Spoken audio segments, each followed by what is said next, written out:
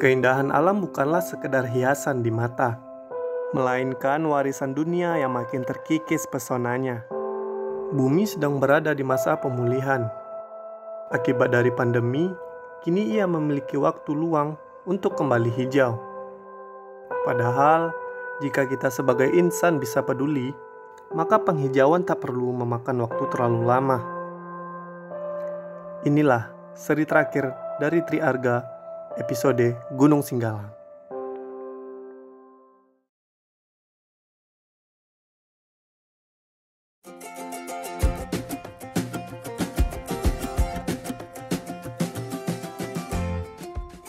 Libur akhir tahun akhirnya tiba juga. Jauh sebelum itu, sudah banyak rencana di dalam benak saya. Satu yang pasti, yaitu mendaki gunung. Sekian lama tidak berkabar dengan Bang Jack, akhirnya kita bisa berkabar untuk bertukar informasi singkat. Apakah sudah ada plan untuk mendaki? Saut saya di kolom chat.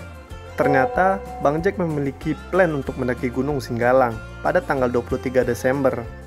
Tanpa pikir panjang, langsung saja saya iakan. Alhamdulillah, akhirnya rencana ini terwujud.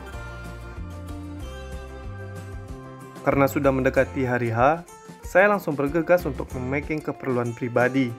Maklum, untuk peralatan kelompok, saya belum mencukupi. Hehehe.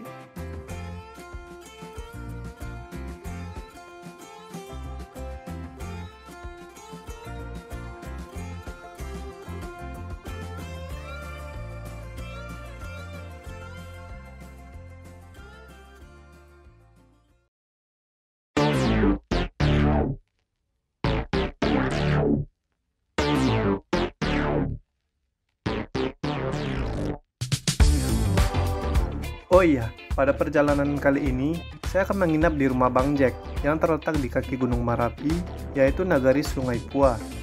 Perjalanan sekitar 2 jam lebih dari Padang. Saat di perjalanan, saya beberapa kali singgah untuk beristirahat dan juga mengambil video. Seperti halnya perjalanan ke Gunung Tandike dan Marapi sebelumnya, lagi-lagi saya melewati jalan yang sama. Di Padang Panjang, saya sempat terkena derasan hujan.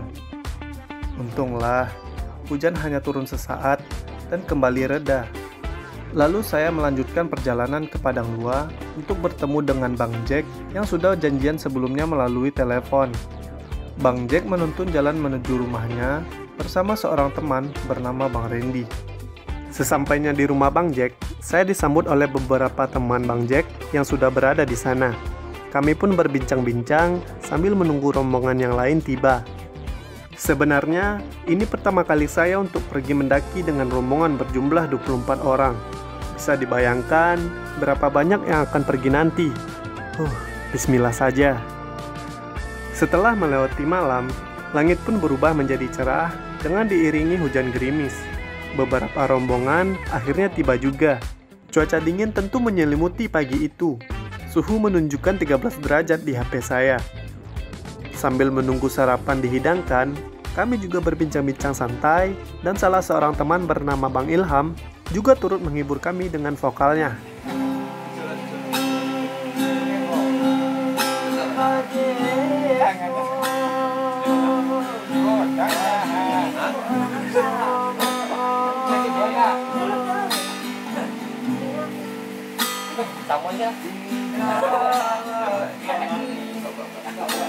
Ayo, Mas,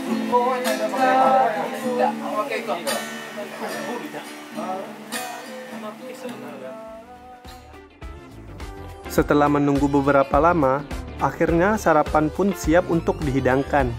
Lagi-lagi, Bang Jack lah yang menyiapkannya untuk kami. Jadi tidak enak. Enak deh, soalnya lauk yang dihidangkan sangat menggiurkan. Kalau sudah lauk khas Minang, tidak ada kata tidak enak. Ada gulai tambusu, sayur singkong, telur dadar, dan ayam.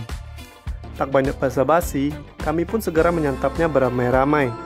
Biasanya kami menyebutnya dengan makan balanjuang, yaitu makan bersama dengan makanan yang dihamparkan di atas kertas nasi atau juga daun pisang. Selain mendapatkan kenikmatan bersama, persaudaraan juga terjalin di dalamnya. Setelah selesai sarapan, kami pun bergegas untuk packing kebutuhan yang akan kami bawa. Namun untuk packing sebenarnya akan kami lakukan nanti setibanya kami di pos pendaftaran Gunung Singgalang. Karena saat di pos, barang yang akan kami bawa benar-benar diperiksa satu persatu. Tujuan kami yang pertama yaitu menuju Pasar Kota Baru untuk membeli peralatan dan kebutuhan yang belum terpenuhi, seperti jas hujan, menyewa sleeping bag, matras, dan juga keperluan lainnya. Setelah selesai berbelanja, kami pun melanjutkan perjalanan ke pos pendaftaran Gunung Singgalang via Pandai Sike. Tak jauh dari Pasar Kota Baru, perjalanan hanya memakan waktu sekitar 10 menit menggunakan sepeda motor. Akhirnya kami pun sampai di pos pendaftaran. Di sini kami diharuskan membayar simaksi sebesar 15.000 per orang. Dan penjaga pos juga mendata para pendaki yang akan naik beserta barang-barang yang akan dibawa. Seperti yang saya bilang sebelumnya, barang-barang yang akan kami bawa akan kami packing di sini sebelum menuju base camp Gunung Singgalang yang berada di tower pemancar. Cukup menguras tenaga untuk memaking barang-barang ke carrier yang jumlahnya terbilang banyak. Hampir 2 jam kami habiskan untuk memaking barang di pos lapor ini.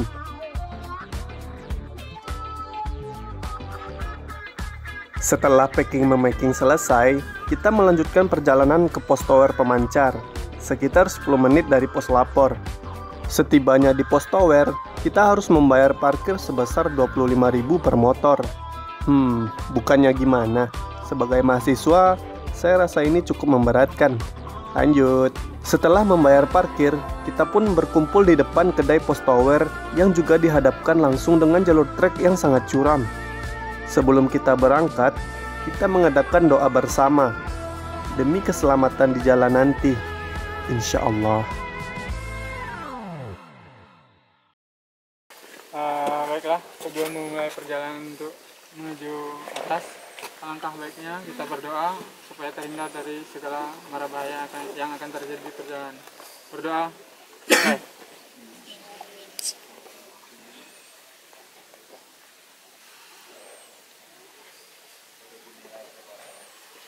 Berdoa selesai.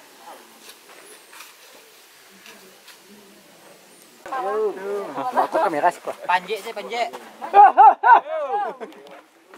Asam. Apa nih? Baju dah. Pete. Peta.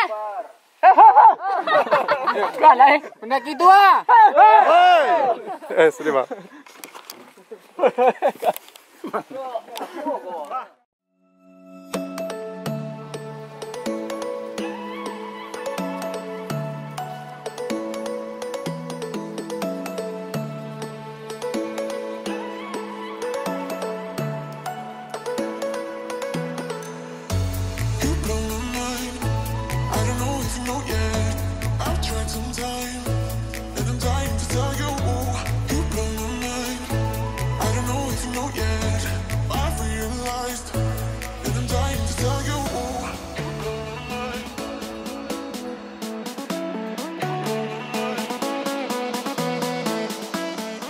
Perjalanan awal dari base camp bisa dibilang cukup menantang.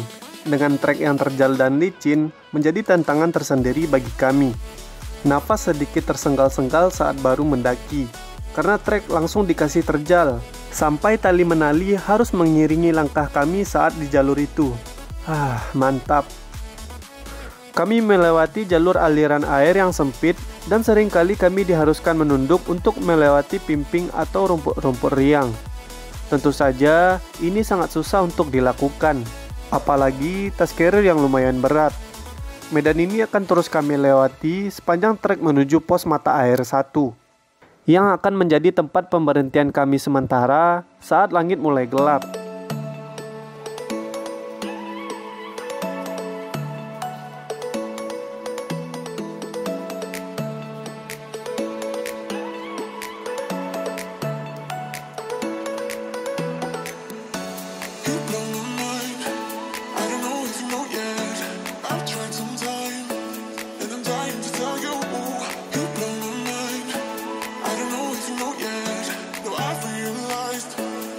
Dying to tell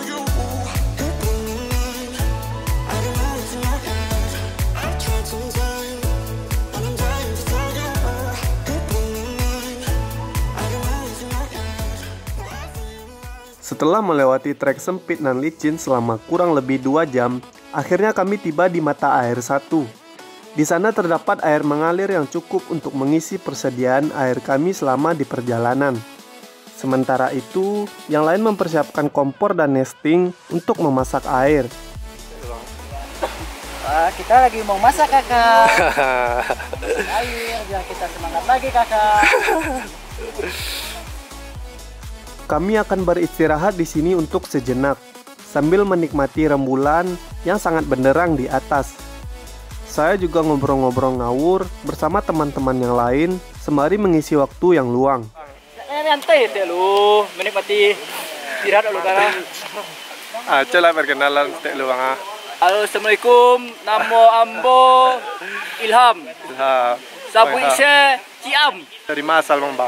Asal dari Anduriang. Di selama kok apa saya mengerjakan di Padang? Banyak memancing, main voli, ya, uku jalan. Dari rumah sampai ke Simpang Lua.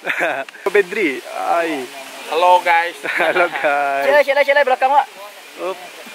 Kok bro, siapa nama kok bro? Coba perkenalkan diri stek lo bro. Yuda Satria, guys, dari Damasraya. Umur. Umur 7 tahun. Status Single. single, aduh. Belum celengku. Kalau ada nang jomblo lagi kawak yo.